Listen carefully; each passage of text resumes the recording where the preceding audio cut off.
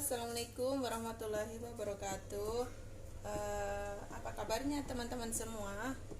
Semoga selalu baik-baik saja ya dan dalam keadaan sehat. Oke, kali ini saya mau buat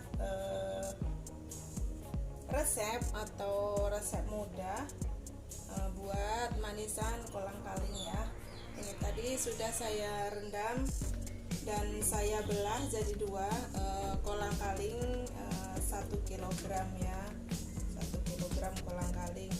Dan ini ada 3/4 gelas gula pasir, ada 3/4 gelas sirup apa aja ya, sirup saya pakai sirup marjan, dan saya mau kasih 2 sendok makan perasan jeruk lemon nanti ya biar lebih segar. Oke, sekarang kita rebus dulu gula pasirnya ya.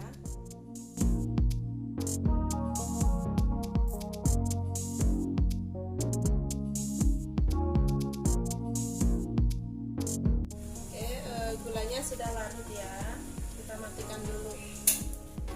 Nanti kalau sudah dingin akan kita tambahkan sirupnya ya. Oke, setelah agak dingin kita masukkan sirup ya. Kita masukkan sirup.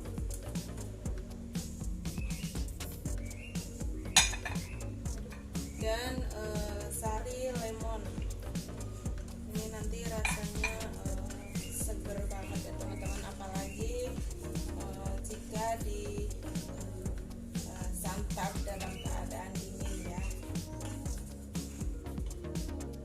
Sekarang kita masukkan ke dalam wadahnya.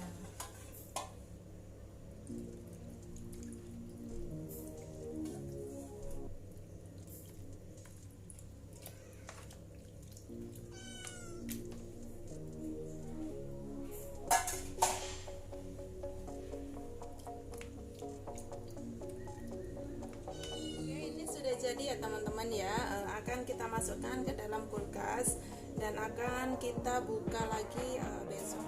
Oke sahabat, ini sudah ada 1 hari ya, sekarang kita buka.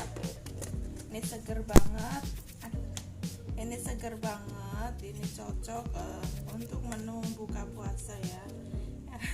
Ini tinggal sedikit karena anak-anak sudah pada nyomotin, jadinya tinggal sebagiannya.